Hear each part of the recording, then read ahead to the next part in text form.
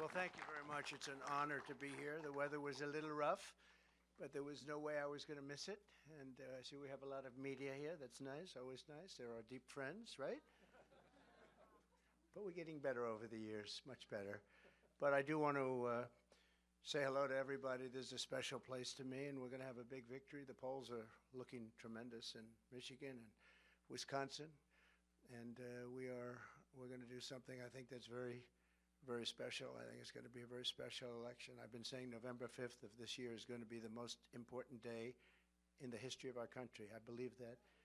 So just remember that. We're here this afternoon in Grand Rapids, Michigan, 1,283 miles from the southern border. You've been hearing a lot about the southern border over the last couple of years. We put up a chart which is border related, and you see the lowest point in history was just before I left. Just as I was leaving, that was the lowest point. You see the arrows pointing? And I think that chart spells out better than anything I can say today. In fact, I don't have to say anything. I can just leave. Just take a look at that. That is the best. And then it looks like a rocket ship went off. When you look at the other numbers, it's a shame. It's a sad shame. Under crooked Joe Biden, every state is now a border state. Every town is now a border town, because Joe Biden has brought the carnage and chaos and killing from all over the world and dumped it straight into our backyards. And people are coming in from prisons and mental institutions, and nobody's ever seen anything like it.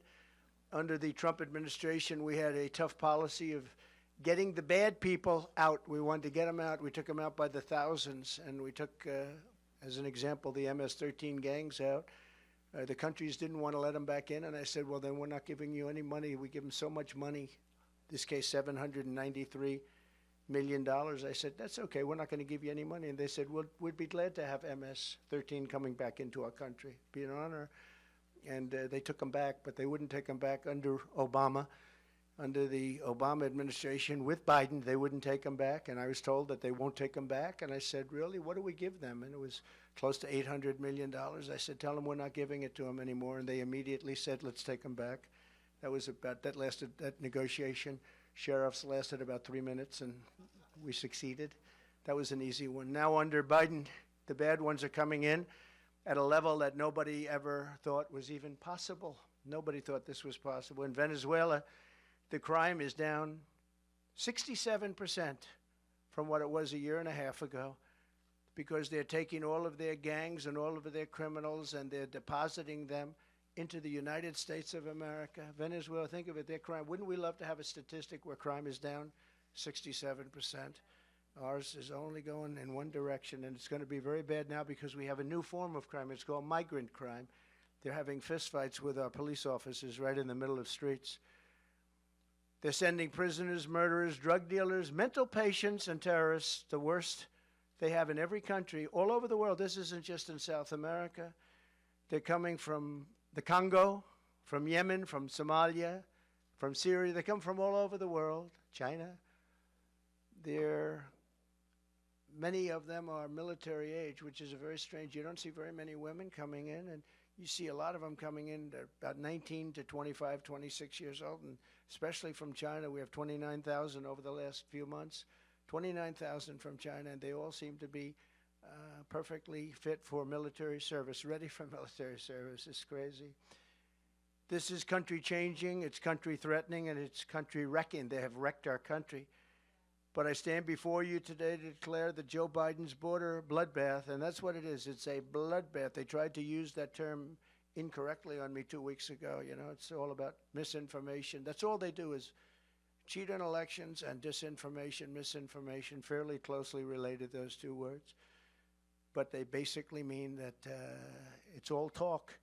But it's a border bloodbath, and it's destroying our country. It's a very bad thing happening.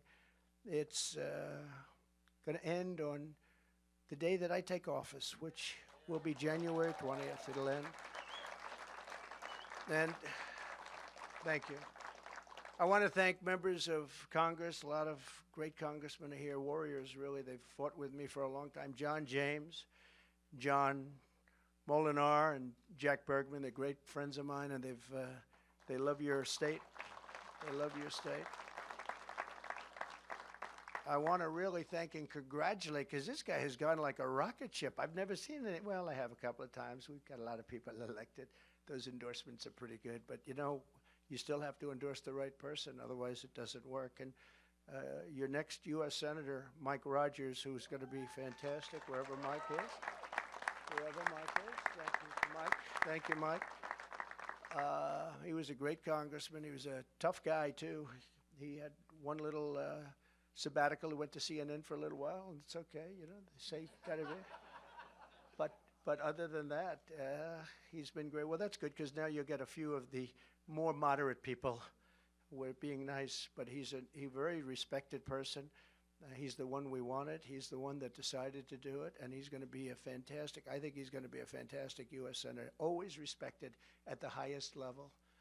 And he was always fair to us, too. When he did his television thing, he was always fair, strong, fair. I also want to thank Michigan Senate Republican leader Eric Nesbitt. Where is Eric? I think you're around here someplace, Eric. Good. Great job you're doing, Eric. Michigan House Republican leader Matt Hall. Matt. Good. They stand right in the middle, those guys. Former Detroit Police Chief James Craig. Good guy, too. Good guy. Good guy. Knows his way around and has done a great job. Thank you very much. We have great support. I think he just supported Mike, actually, didn't he? Did I hear that? That's a big endorsement. That's a great endorsement. Thank you, James. Second best. Well, thank you. Actually, Mike went up 61 points. Can you imagine that? He went up 61 points, and that's really that's quite a raise. It went up in one night, and I think that primary is over. I think he's focused now on the Democrat, and the Democrat's a radical left lunatic, and doesn't represent what Michigan stands for. I can tell you, doesn't represent the auto workers. Wants to do the all-electric cars all over the place that are all going to be made in China, and very bad. So I think that Mike Rogers is going to have tremendous success against her. Former Michigan Attorney General Bill Schuette, and thank you, Bill, very much. Thank you. And many other distinguished guests. We got a lot of people here, some ex-congressmen, some congressmen. I'm not going to go into it because we want to get down to business. We want to just get our country going again. We want to get the border closed, or we want to have people come into our country but come in legally, right? Legally. Moments ago, I met with an incredible group of local law enforcement leaders to discuss how Michigan communities are being ravaged by a new form of crime, and that's the migrant crime that we name it. It should be called Biden migrant crime, but that's too long. But you'll always remember it was Biden that gave it to us. 11 days ago, right here in Kent County, a 25-year-old Michigan woman named Ruby Garcia, who's become a very well-known name, beautiful young woman, was savagely murdered by an illegal alien criminal. Under the Trump administration, this monster had been deported, thrown out of the country, wasn't going to be able to come back, because you just have to look at the charts. It was very, very hard to get in. But he came back, and we threw him out of the country, and crooked Joe Biden took him back and let him back in and let him stay in, and he viciously killed Ruby.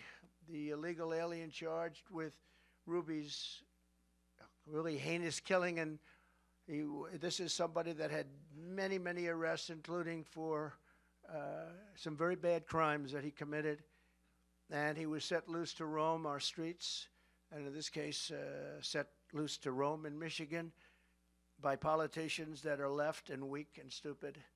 On March 22nd, he shot 17-year-old Ruby. Actually, she was a beautiful, beautiful young woman. Ruby Garcia was shot multiple times with an illegally obtained handgun. Her body was dumped on the side of a highway, left to die, actually. Had a little life left to die. And Ruby passed away, and it's been a big story because it's so horrible. Some of these horrible stories, there's so many of them, you could go on for days, but some of them just, they resonate so much more for whatever reason. They're all so horrible, and there's so many of them.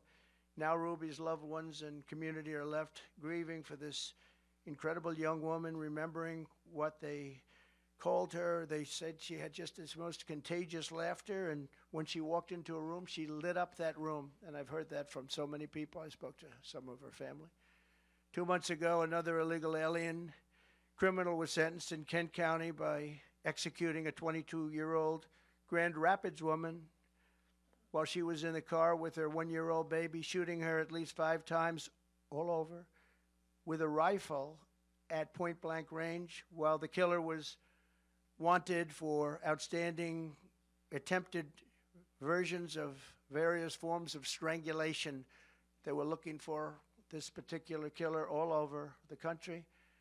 He was allowed to come into our country by a very weak border policy. And just a few weeks ago, I met with the grieving family of Laken Riley. You know Laken, she was incredible. Top of her class, everything was the top. She was the top of everything. She was incredible. I met the parents, incredible people. The 22-year-old nursing student in Georgia who was barbarically murdered by an illegal alien animal. The Democrats say, please don't call them animals. They're humans. I said, no, they're not humans. They're not humans. They're animals. Nancy Pelosi told me that. She said, please don't use the word animal, sir, when you're talking about these people. I said, I'll use the word animal because that's what they are. I'll never forget my vow to her wonderful mother, father, and sister 2 weeks ago.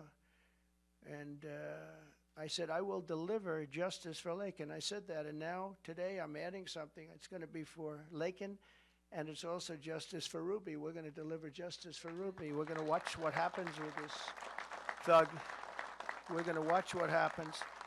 And we have all the law enforcement behind. They're going to be watching what happens to this thug. He's not going to get away with it. So many people get away with it. They say, oh, let him go, let him go. I'm the only one that has to put up a bond. You know, I put up a bond. I didn't do anything wrong. I had to put up a bond this morning for $175 million. I did nothing wrong. They can shoot somebody, kill somebody, and walk out of jail an hour later. How about that? Do you think that's a fair policy? That's called radical left. But not one more innocent life should be lost to Biden migrant crime. The first step to restoring safety in America is to fire crooked Joe Biden, get him out November 5th, and we're going to get him out. We're going to have more people voting, I think, than anybody can even imagine. And if that happens, if we swamp them, you know, swamps too. First you want to drain the swamp, but you want to, for purposes of voting, you want to swamp them. And we're going to swamp them, and they won't be able to cheat because they're very good at that. 3 years ago, we had the most secure border in U.S. history, and you see that up there. We ended catch and release. We built 571 miles of border wall very successfully. We're all ready to add another 200. That's far more than I said I was going to build, but it worked so well. We got Mexico to send 28,000 soldiers for those people to say, Mexico, oh, they didn't give the wall. Well, they didn't give the wall. They gave more. They gave us 28,000 soldiers for years. That's why my numbers were so good. 28,000 soldiers. I said, you have to give them. They said, we wouldn't do that. Why would we do that? By the way, did you see Mexico's now asking for $20 billion a year to even sit down and talk to these people? They wouldn't ask me for that. $20 billion a year. Have you seen that? I don't know, Mike Rogers. I think we're going to have to stop that. But $20 billion a year they want just to sit down and talk. Think of it. How crazy is it all? Where have we come? But they said, no, we won't give you soldiers. Why would we do that? Oh, he said, yes, you will. Oh, you're going to give me the soldiers. No, we will not do that. Of course, you know, that's what you'd say. That's what I'd say. You will do it 100%. I will do anything you ask, including I will make a really major bet. You will do it. The 28,000, nope, we won't do it. I said, here's the story. If you don't have this approved, it was Friday evening, immediately I'm going to sign a bill where we're going to tariff your cars and all of the other things you send in to hurt Michigan and to hurt other, but regardless of that, because the new threat is China is now building factories, not with me, they weren't, in Mexico. They're going to build cars in Mexico and sell them, and they think they're going to sell them over our border with no tax, okay? Not going to happen with me. With Biden, it's going to happen. And Michigan and the United Auto Workers will be totally out of business. They're the biggest car plants anywhere in the world. And they're building them in Mexico. A friend of mine builds plants. That's all he can do. He can't walk across the street, but he's the greatest builder of car plants. But you ask this guy, Who won the game last night? I don't know. I couldn't care less. All he can do is build plants. He's unbelievable. I said, I want to take a look at some of the plants. He said, okay, are you ready to go to Mexico? So that was bad enough. Then he said, because China's building the largest plants anywhere in Mexico, right along the border, and they're going to make cars. They're not doing it with me. With me, they're going to be tariffed to a level that those cars will not happen.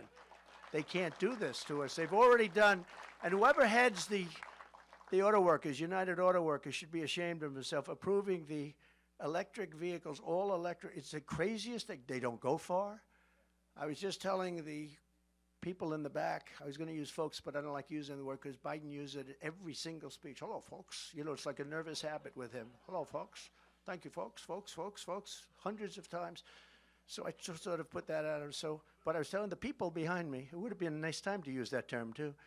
But I said that, you know, when you look at all of the horrible decisions that have been made, but this decision with the electric vehicle, I mean, outside of allowing prisoners and mental institution people and terrorists into our country with no checks, no nothing, no checks, no nothing, by the millions and millions, the electric vehicle one is one of the dumbest I've ever heard too. Because I was in a beautiful place called Iowa, and we had the Iowa primary, which I won by the highest number in history, by the way, which we're very happy about that. By double the highest, actually. We had double the highest, the best margin, doubled. Anyway, so I love it. But it happened to be a little cold that night. It was 40 degrees below zero. And there were more electric cars. I said, what are all those cars doing all over the streets? They're electric cars, sir. They don't work in the cold. So they're going to have to do a little business first. And I want them people to buy electric car if you want one. But I want them to be able to buy every other form of transportation, I want you to use gasoline a lot because we have more gasoline than any country anywhere in the world. So we're playing into China because they're going to make all the, that's what they have. They have that. We have gas. We have gasoline. We have oil and gas. We have gasoline. And I said, isn't it a shame? We play away from our strength and we play right into their strength by doing this. And the first day, I promise you, I will sign where the electric vehicle mandate is gone.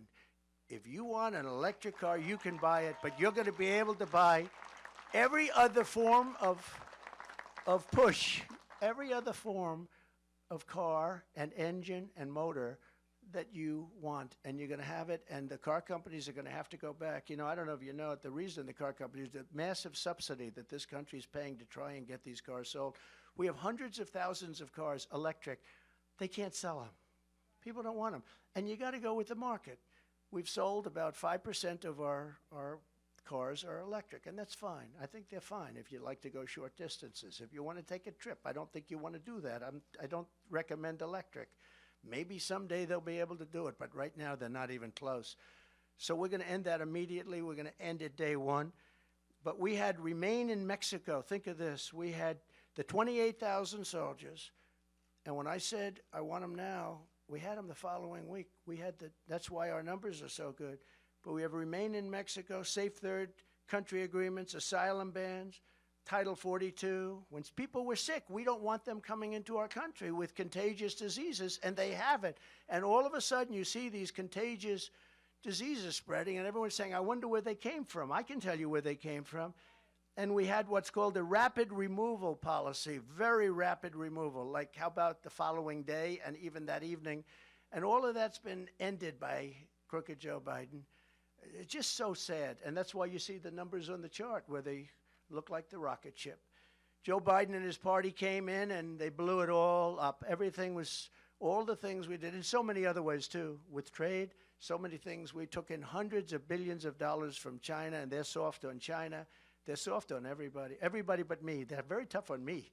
They are soft on everybody, but they're tough on me. But that's okay. It's going to all work out very nicely because the people of this country understand it. You can't interfere with elections like they do. And it's the only thing he's got going, if you think about it. The border policies are horrible. All of his policies are horrible. You look at inflation, inflation's through the roof. No matter what money people are making, the inflation is better unless you quadrupled your salary.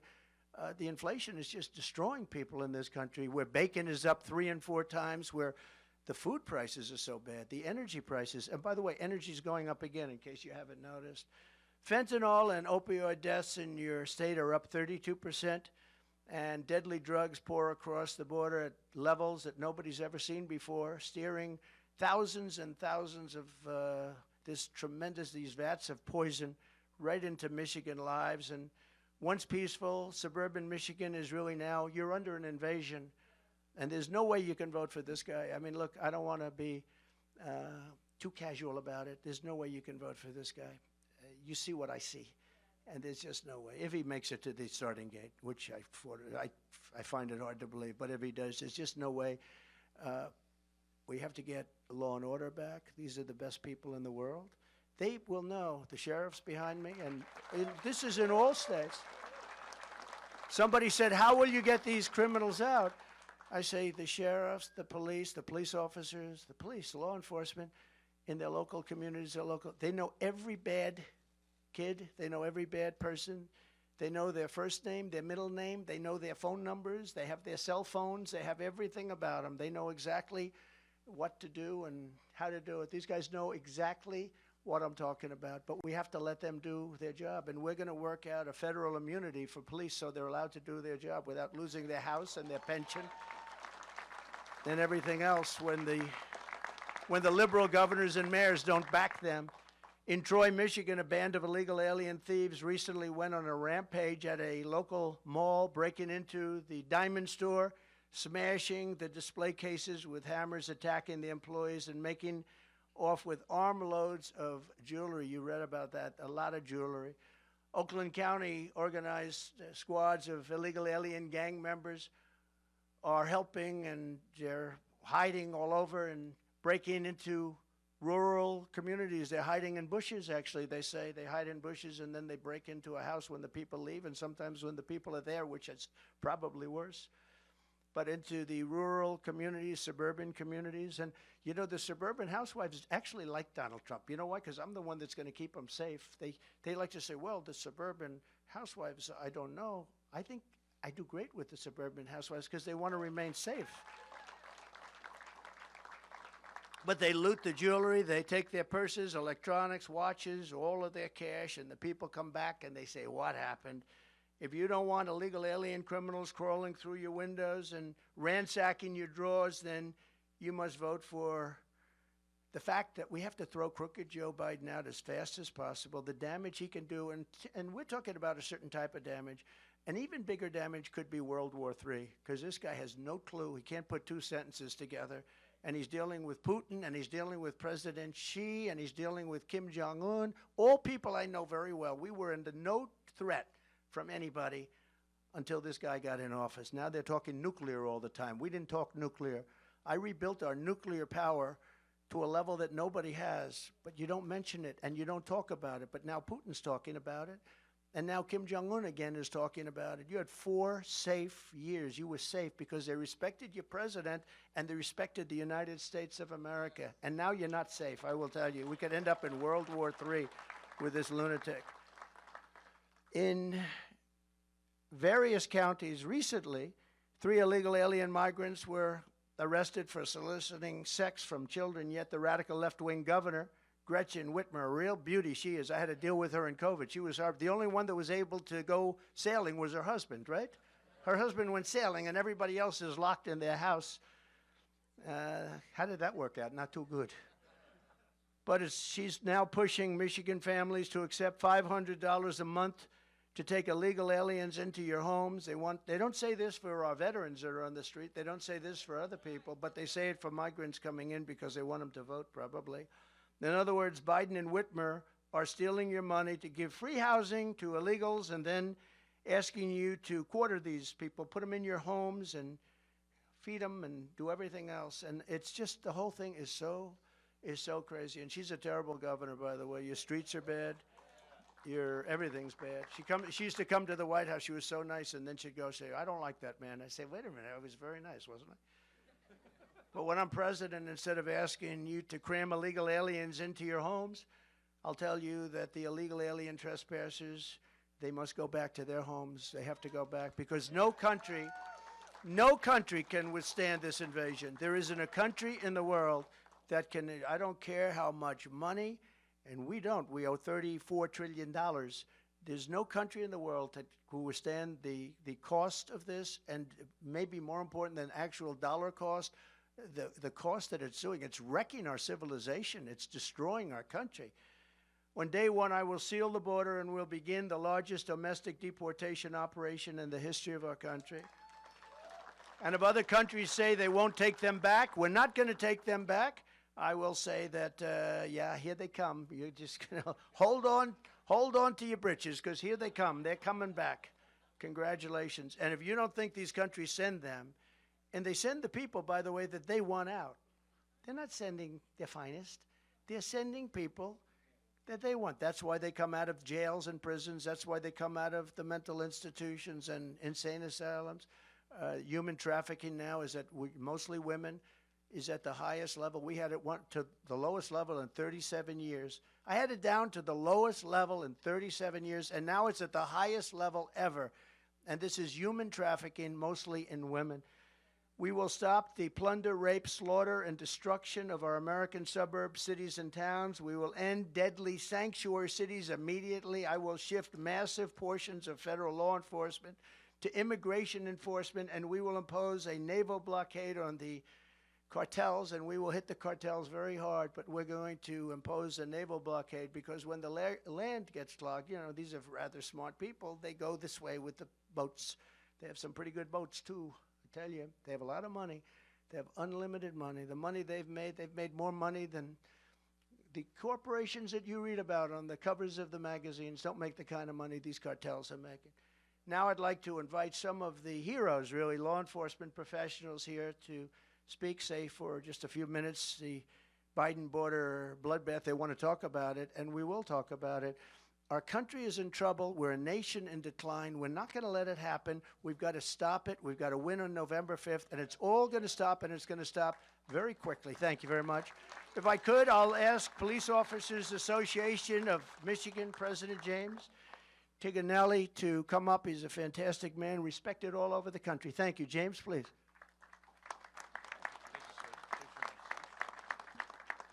What an honor to be here and with all these leaders of law enforcement and Congress, with you here, waiting for the next trip up to D.C. with you. I wanted to tell you a little bit about recruiting, retention, and what the life of the police are like right now that we know you were going to fix for us, because you did the last time, just because of how you feel about us. 45 years ago, 45, number sounds familiar, right? 45 years ago, when I hired on at the job, 2,000 people would apply for 200 positions. Because this job of deputy sheriff and police officer was a very honorable job. The guy down the street, you all knew where they lived, you all looked for them for leadership. And nowadays, and let's say the last 10 years, we can't get enough people to fill the vacancies. The academies are empty. Nobody's coming along. And we can't get enough candidates. So why does that happen? It's not because there's no desire, it's because of recruiting. And recruiting, to me, was always the grandpa, Uncle Joe, who was a police officer. Maybe he was the baseball coach that was a cop during the week. He was the guy that you respected. I didn't come from a law enforcement family, but I came up as a law enforcement officer because they were important to me. On the east side of Detroit, you needed to have a few friends in the PD. The 48205, this is now the most violent zip code in America, I believe. That's where I was at. But there's no way we can have a president of the United States that allows 3 million people a year or more, I'm sure, to come across to come out of our country illegally. We can't allow that to continue. It's those who enter, they do so in the light of day. They do it by pushing aside our National Guard. Then they're handed a gift card, they're handed a telephone or an iPad, transportation to anywhere in the U.S. that they want to go. And then you want to tell these law-abiding people that are here, you have to obey the law. There seems like there's no real reason to do that anymore. And that's made it very hard to be policing, because people look to us, the law-abiding people look to us, but they're saying, what about that person? What about that?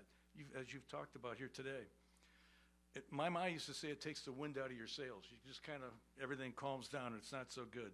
The felons that we arrest become misdemeanors, and then they become no bond, and then they become free guys really before we get our car cleaned out at the end of the shift. Why would you expect people to obey the law when millions are rewarded for disobeying it? I don't know how many officers must get injured or killed, or worse, the civilians out there that are injured or assaulted or killed and assaulted. We've heard about a couple of them here tonight. I know that we can fill these vacant jobs with good people. I know they're out there. I know we can recruit them, but we need a commander-in-chief that will give them just simple due process. You've talked about some of the things that are important to us, but they just need to know they've got somebody behind them a little bit instead of trying to push them backwards, pushing them forward. I think that'll help to restore the honor to this job that was once such an honorable one. I can promise you that our guys will put that suit on and go out and do the job for you. They really will, and they'll be better for all of the people in this room when that happens. We always were what stood between law-abiding citizens and chaos. You hear about it all night. You've talked about it here today.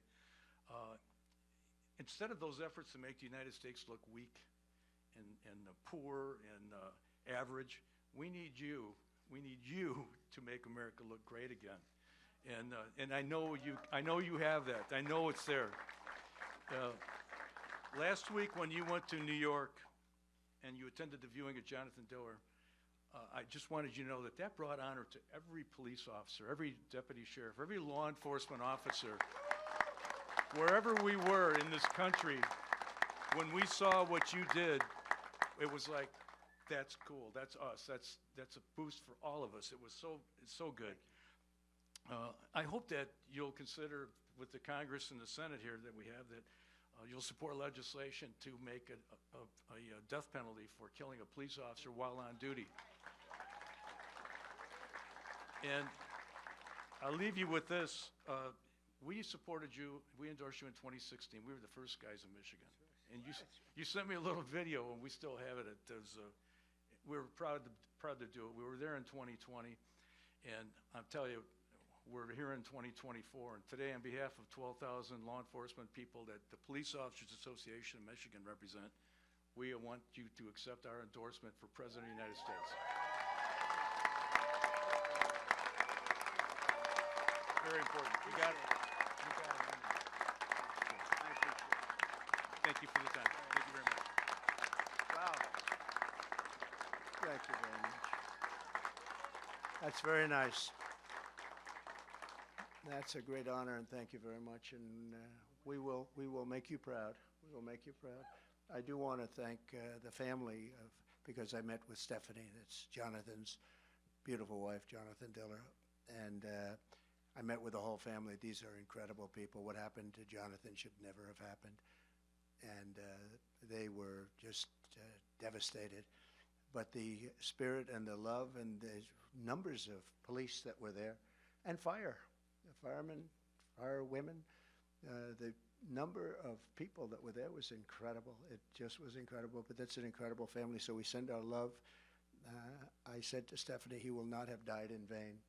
So, but I thank you very much for the endorsement. Thank you.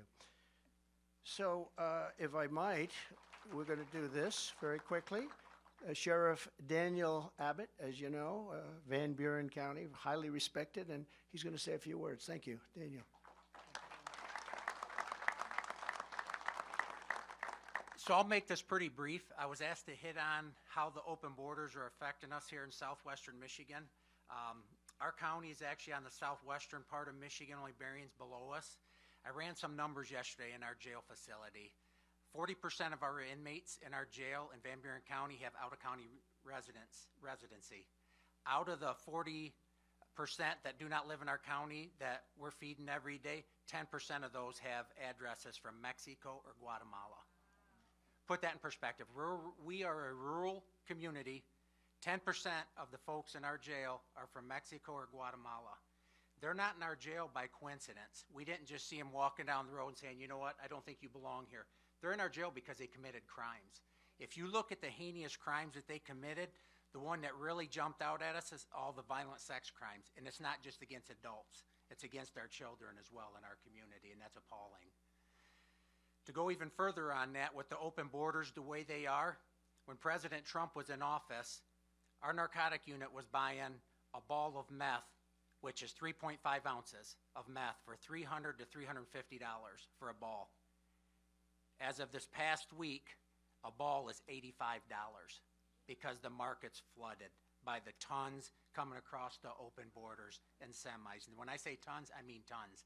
It used to be a thing of the past, or it is a thing of the past, folks doing, making the meth in their own residences. They don't do it anymore because the cartel's bringing it in by the tons.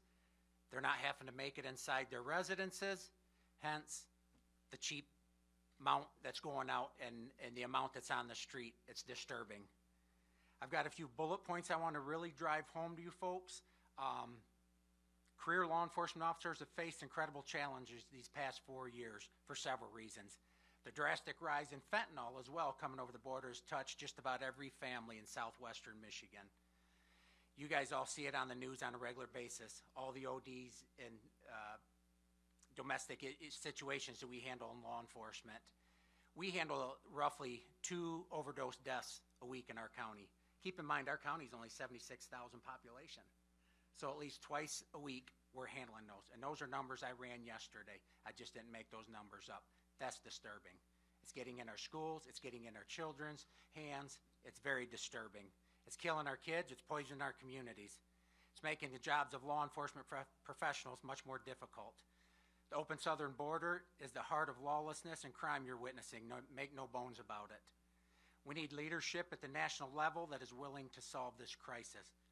President Trump, without a doubt, is the leader we need to get the job done and get America safe. Thank you.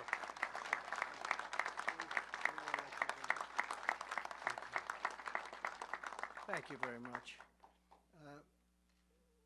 Allegan County Sheriff Frank Baker to say a few words, please. Frank? Thank you, Frank. Thank you, Mr. President. It's truly an honor to be here today and talk about something that's very near and dear to my heart, as well as my fellow sheriffs, and that's safety within our communities. And one of the biggest things that we're facing now, and Sheriff Abbott mentioned it, is the crime, the level of crime we're seeing, but the amount of narcotics, the illegal narcotics, whether it's methamphetamine or fentanyl, it's devastating our communities. And something needs to be done about that. And the only way we can do anything is to secure the border. A lot of times people ask me, the border's a long way from Allegan County, and yes it is, but there's not a day goes by that's not impacting what happens in our county because of the amount of drugs that we're seeing. We used to be known as the meth capital of the world, jokingly people would say, because of the number of methamphetamine labs that we'd made arrests for. We don't make arrests for methamphetamine labs anymore. I mean, it's a thing of the past because the illegal drugs that we're seeing now, the crystal methamphetamine, is so cheap, as Sheriff Abbott had mentioned, it's cheaper to buy it than it is to make it. So we have a crisis on our hands and we need help. And part of that help is going to be securing our borders. So I appreciate you taking the time to meet with us today to talk about this important topic to us, because there are a lot of tragedies that are happening. You mentioned it with Ruby Garcia. In fact, a couple of our deputies made the arrest of the suspect in that case last month. So it's happening in our neighborhoods, even though the border is a long ways away and we need help. And so I appreciate what you're doing to help us and meeting with us today to talk about this concern. Thank you. Thank you, Sheriff. Great people behind me. Is Tom Homan here by any chance? Tom? Tom Homan? Where's Tom Homan? Because I wanted to pay tribute to him. He is some man. And I know he was around here. I said hello. I said I might bring you up, but I'm not going to bring him up because he's not here. He had to get back to capture people. But I just want to thank Tom Homan. He has been so special. He's been so great on television. He's been so respectful of the job that we did as an administration. We had such great numbers, and we took over a tough situation, and we had great numbers. In 2016, I ran on the border. And in 2020, we did such a good job, I couldn't even talk about the border. The people would say, sir, they don't want to hear about the border. I said, no, we did a great job. We have to talk about it. Sir, they don't care. You fixed the border. The border's great. You see the numbers up there. The border's great. Nobody cares about the border. And now we have today. Today, the border is 100 times worse than it ever was in 2016. That was, I call it peanuts. That was peanuts. That was small time. And today it's the worst border anywhere, I think, in the world. There's never been a border like this anywhere in the world where millions and millions of people are coming. Thousands of people come over an hour. And there's never been anything like it. We're going to fix it. We're going to close it. And we're going to do many other things that we're not here to talk about, but we're going to make our country great again. We are not now a great country. We are a country that is in serious decline. And we're not going to let that happen to our country. We're going to fix the economy. We're going to get inflation under control. Inflation's up probably real numbers 50% in the last few years, and people are being destroyed just going to the grocery store. That's where I hear it the most. They go out for groceries. They can't believe it. They're paying 4 and 5 times more than they did 2 or 3 years ago. But we're going to fix our country. We're going to be respected again all over the world. I'm going to keep you out of World War III. We're not going to have World War III. Right now, the way we're going, you're going to have World War III. And we're going to do a real job. We gave you the largest tax cut in history, largest regulation cuts in history. We took care of our soldiers. We rebuilt our military. We beat ISIS, and we didn't go into any wars. Everyone said, remember when Hillary Clinton said, look at him. He's going to get us into wars. I got us out of wars.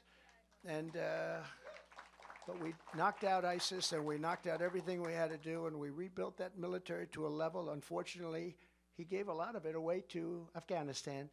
But as much as it was a small portion compared to what we did. We rebuilt our entire military, and I'm very proud of it. We have a great military. They're not woke like people think. A couple of people on top are. They'd like to be, but we're not. Our military is amazing. What they did with ISIS, it was supposed to take 4 years, and it took me a couple of months to knock out ISIS, 100%. You remember I had it down to 97%, and the media started saying, sir, it's not 100%. I said, I've got problems. I better do it.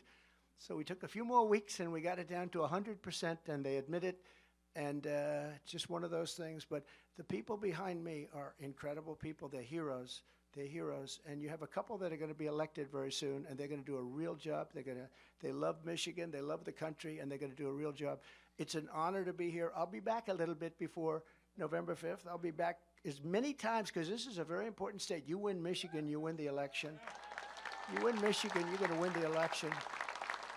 And so we'll be back, and we'll be back to Wisconsin. I'm heading for Wisconsin right now, and we're going to be back there quite a bit too. We're going to put it all out, because if we don't win on November 5th, I think our country is going to cease to exist. It could be the last election we ever have. I actually mean that. We don't win. I think this could be the last election we ever have. That's where our country's going. So I just want to thank you all. Thank you very much. And I just want to thank you all very much. It's an honor. I'll see you soon. And again, give these people a big round of applause. Thank you very much. Thank you.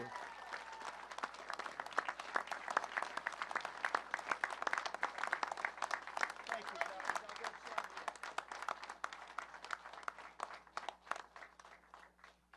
Mr. President, do you support the 6-week abortion ban on the Florida Supreme Court?